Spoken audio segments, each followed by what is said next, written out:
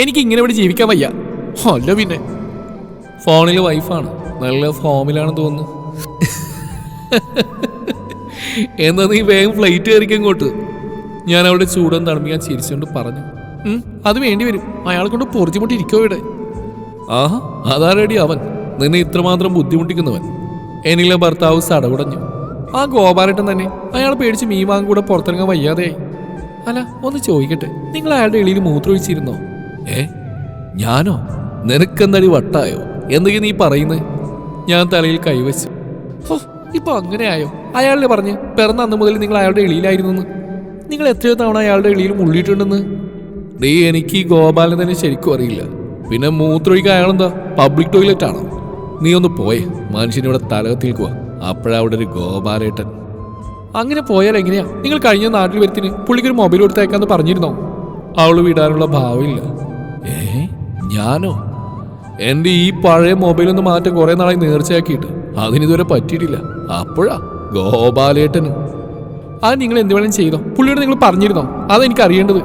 അവൾ കത്തി കയറുകയാണ്. നീ പറയുന്ന മൂർഖൻ പറമ്പിൽ ആ വെള്ളടിച്ചിറക്കുന്ന പുള്ളിയെ പറ്റിയാണോ? ആ കാറ്റടിച്ചാൽ പാറിപ്പോകുന്ന പുള്ളി? ആ മൂർഖൻ തന്നെ. അപ്പൊ അറിയാം. നീ കഴിഞ്ഞ വരവിന് അയാളെ ഓടി എൻ്റെ വണ്ടിയുടെ പുറകിൽ ചാടി കയറി 1000 രൂപ ചോദിച്ചു. ഞാൻ 100-ൽ ഒതുക്കി. ബാക്കി 900-ന് ചെറിയ മൊബൈൽ അയച്ചെന്നാൽ മതി എന്ന് പറഞ്ഞു. പെട്ടെന്ന് കേട്ടപ്പോൾ ഞാനും കരുതി ബാക്കി 900 ഉണ്ടല്ലോ എന്ന്. ഞാനാണെങ്കിൽ ആ പാമ്പിൻ്റെ കയ്യിൽ നിന്ന് രക്ഷപ്പെടാൻ കയറി എസ്സും പറഞ്ഞു. അതിങ്ങനെ ഒരു പണിയാവുന്ന സ്വപ്നത്തിൽ പോലും ചിന്തിച്ചില്ല. എന്നാൽ ശരിക്കും പണി എനിക്കാ കിട്ടിയത്. എൻ്റെ തല കണ്ട അയാൾ പറഞ്ഞു വരും. പിന്നെ നിങ്ങൾ എടുത്തുകൊണ്ടാണെന്ന് നോക്കിയെന്ന് വേണ്ട, പ്രസവിച്ച് വൈകിയ ബാക്കിയൊക്കെ വിളമ്പും. ഒക്കെ സഹിക്കാം. ഈ ആളുകളുടെ ഇടയിൽ വെച്ച് മൂത്രമൊഴിച്ച് പറയുമ്പോൾ ശരിക്കും തൊലിരിഞ്ഞു പോവും. അതും ശരിയാ. ഇനി എന്താ ഇപ്പം ഇതിനൊരു മരുന്ന്? ഞാൻ നെടുവീർപ്പെട്ടു. അവളെ ഇങ്ങോട്ട് കൊണ്ടുവന്നാൽ എൻ്റെ സ്വസ്ഥത പോവും. അവിടെ നിർത്തി അവളുടേത്. പിന്നെ ഒന്നും നോക്കിയില്ല. ഒരു ലോക്കൽ മൊബൈൽ വാങ്ങി നാട്ടിലേക്ക് അങ്ങ് വിട്ടു. ആ മൂർഖൻ്റെ പത്തി താഴ്ത്താൻ. മൊബൈൽ കിട്ടി 2 ദിവസം കഴിഞ്ഞില്ല അവള് വീണ്ടും. നിങ്ങൾക്കറിയോ എന്ത്? ഈശ്വര, അവള് വീണ്ടും കഥ പറയാനുള്ള പുറപ്പാടാണോ? അയാൾ ഇന്നലെ എന്ത് പറഞ്ഞത്? കഥ തുടങ്ങാൻ തന്നെ ഉറപ്പ്. ഇവിടെ കിടക്കുന്ന ഞാനെങ്ങനെ അറിയാനാടി? നീ പറയാണ്ട്. അയാൾക്കത് വിളിക്കാനും പറയാനൊന്നും അറിയില്ലാന്ന്. നിങ്ങൾ തന്നാന്ന് പറഞ്ഞ് സൂക്ഷിച്ചു വെക്കാനാണ് പോലും. അവളുടെ വാക്കുകളിൽ അതിശയമാണോ ദേഷ്യമാണോ തിരിച്ചറിയാൻ കഴിഞ്ഞില്ല. ചേടാ, എന്നിട്ട് നീ എന്തു പറഞ്ഞു? എന്നാലും ശല്യം ഒഴിഞ്ഞല്ലോ, അതുമതി ഞങ്ങൾക്കെന്ന് പറഞ്ഞു. അല്ലാതെ എന്ത് പറയാനാ? അവൾ അങ്ങനെ പറയേണ്ടിയിരുന്നില്ല. അവളോട് പറയാമെന്ന് മനസ്സിൽ തികട്ടിയത് പലതും തൊണ്ടയിൽ തടഞ്ഞപ്പോൾ ഞാൻ ഫോൺ കട്ടാക്കി. രാത്രിയിലുള്ള കുബൂസും കടിച്ചു വലിച്ചൊന്ന് കണ്ണുമണിയപ്പോൾ അതാ അവളുടെ വിളി. ഈ നട്ടപ്പാതിരയ്ക്ക് ഇവൾക്ക് എന്തിൻ്റെ അസുഖ? ഫോൺ എടുത്ത് അവളുടെ കരച്ചിലാണ് കേട്ടത്. അങ്ങനെ കരയാത്ത ആളാണ്. എൻ്റെ ഉള്ളൊന്ന് പിടഞ്ഞു. ഞാൻ അവളോട് കരച്ചിലെത്തി കാര്യം പറയാൻ ആവശ്യപ്പെട്ടു. ചേട്ടാ, മോൾ ICUലാണ് ഉള്ളത്. രാത്രി സ്റ്റെയർ കേസിൽ നിന്ന് വീണു. അടുക്കളയിലായിരുന്നു. മുകളിലോട്ട് കയറി ഞാൻ കണ്ടിട്ടില്ലായിരുന്നു. വീഴ്ചയിൽ കയ്യിരുന്ന ഗ്ലാസ് പൊട്ടി ഞാൻ പറ്റുപോയി. അവൾ പൊട്ടിക്കരയാൻ തുടങ്ങി. ഞാൻ കട്ടിലിൽ നിന്ന് ചാടി എഴുന്നേറ്റു. നീ കരയാതെ, അവൾക്ക് എങ്ങനെയുണ്ടെന്ന് പറ. എന്നെ തൊണ്ടയിടറി.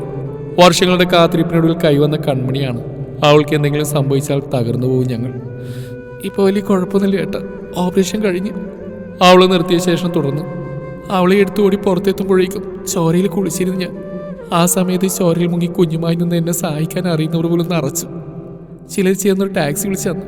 പക്ഷെ ആരും കൂടെ കയറാൻ കൂട്ടാക്കിയില്ല. ആരെയും കുറ്റം പറയാൻ പറ്റില്ല. ഇന്നത്തെ കാലം അങ്ങനെയല്ലേ. എനിക്കറിയില്ല എവിടുന്നാ അപ്പോൾ ഗോപാലേട്ടൻ വന്നതെന്ന്. എന്നെ ആ കോളത്തിൽ കണ്ടപാടെ പുള്ളി ഉറക്കെ കരഞ്ഞു. പിന്നെ കുഞ്ഞിനെ എൻ്റെ കയ്യിൽ നിന്ന് വാങ്ങി ഡ്രൈവറോട് ഹോസ്പിറ്റലിലേക്ക് വിടാൻ ശരിക്കും അലറുകയായിരുന്നു. ഇടയ്ക്ക് ഒന്നും വരില്ലെന്ന് പറഞ്ഞ് എന്നെ ആശ്വസിപ്പിച്ചുകൊണ്ട് പുള്ളിയും കരഞ്ഞു. ഇതുവരെ ഹോസ്പിറ്റലിൽ മരണ ഓട്ടായിരുന്നു, മരുന്നിനും രക്തത്തിനുമായി. പാവം. എന്നിട്ട് അയാളെവിടെ? ആ വരാന്തിലിരുന്ന് ആരോടോ നിങ്ങൾ എടുത്തു വളർത്തിയ ആ കഥ പറയുന്നുണ്ട്. ഞാൻ മറുപടിയായിരുന്നു മോളി. കുട്ടിക്കാലം മുതലേ കാണാൻ തുടങ്ങിയതാണ് ഈ വ്യക്തിയെ. ഒരേ ഒരു മകൻ മരിച്ചതിന് ശേഷമാണ് പുള്ളി ഈ കോലത്തിലായത്. ഞാൻ അവന് ഒരേ പ്രായക്കാരായിരുന്നു. അവനെ മരണശേഷം എന്നെ ഇവിടെ വെച്ച് കണ്ടാലും പുള്ളി കണ്ണെടുക്കാതെ നോക്കി നിൽക്കും. പലപ്പോഴും പലതും എനിക്ക് നേരെ വെച്ച് നീട്ടിയിട്ടുണ്ട്. ഒരിക്കൽ ഞാൻ വാങ്ങിയത് ഓർക്കുന്നു. അന്നാ നിറഞ്ഞ കണ്ണോടെ എൻ്റെ നെറുകയിൽ ചുംബിച്ച് മോനെ എന്നാ വിളിച്ചത് ഇപ്പോഴും ഓർമ്മയിലുണ്ട്.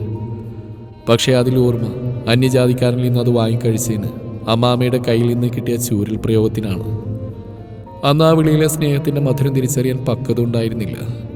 അതുണ്ടായപ്പോൾ ഉയർച്ചകളുടെ പടവിലെവിടെയോ ഗോപാലേട്ടനെ ഞാൻ മറന്നു. എന്നാൽ പുള്ളി ഇപ്പോഴും ആ സ്നേഹം ചേർത്ത് കൂടെ കൊണ്ട് നടക്കുന്നു. ആ സ്നേഹത്തിൻ്റെ പിൻബലത്തിലാവാം എൻ്റെ മേലുള്ള അവകാശം സ്ഥാപിക്കൽ. ആ എടുത്തോളത്തെ കഥ പോലും മെനഞ്ഞത് പുതുമ ചോരാതെ മധുരം ചേർത്ത് മറ്റുള്ളവർക്ക് വിളമ്പുന്നു. നിങ്ങളെന്തോന്നും മിണ്ടാത്ത്? ഗോപാലട്ടി ഈ പറയുന്ന കഥയിൽ എന്തെങ്കിലും സത്യമുണ്ടോ? അവളുടെ ചോദ്യം എന്നെ തട്ടിയുണർത്തി. സത്യത്തിലില്ല. പക്ഷേ ഇനി അത് നിഷേധിക്കാൻ പോകണ്ട. പുള്ളി അത് വേദനിപ്പിക്കും. ചിലരങ്ങനെയാ. നമ്മൾ അംഗീകരിച്ചില്ലെങ്കിലും നമ്മളെ സ്നേഹിച്ചുകൊണ്ടിരിക്കും. കൊടുത്തില്ലെങ്കിലും തന്നുകൊണ്ടിരിക്കും ചില മനസ്സുകൾ. ഇല്ല, ഞാൻ മനസ്സുകൊണ്ട് തീരുമാനിച്ചതാണ്. ഇപ്പം ആ കഥയോട് എനിക്ക് വെറുപ്പില്ല. നമ്മുടെ ആപത്ത് കാലത്ത് തുണയാവുക. പലപ്പോഴും നമ്മൾ കാണാതെ പരിഗണിക്കാതെ പോയവരാവും. നമ്മൾ ചെറുതെന്ന് പറഞ്ഞ് മാറ്റി നിർത്തിയവരാവും. ഞാൻ ഇന്നലെ പഠിച്ചു ആ വലിയ പാഠം. അവൾ ചിരിച്ചു. അത് ഉള്ളു തുറന്ന ചിരിയായിരുന്നു. തീവ്ര ദുഃഖങ്ങളും ചില പാഠങ്ങൾ നൽകും. ജീവിതത്തിൽ മറക്കാൻ പാടില്ലാത്ത പാഠങ്ങൾ. ആ തിരിച്ചറിവിനൊപ്പം ഞാൻ അവളുടെ ചിരിയിൽ പങ്കുചേർന്നു. അപ്പോഴും ഗോപാലേട്ടൻ മറ്റൊരാൾക്ക് ആ കഥ പകരുകയായിരുന്നു. മരിച്ചിട്ടും മരിക്കാത്ത മകൻ്റെ കഥ.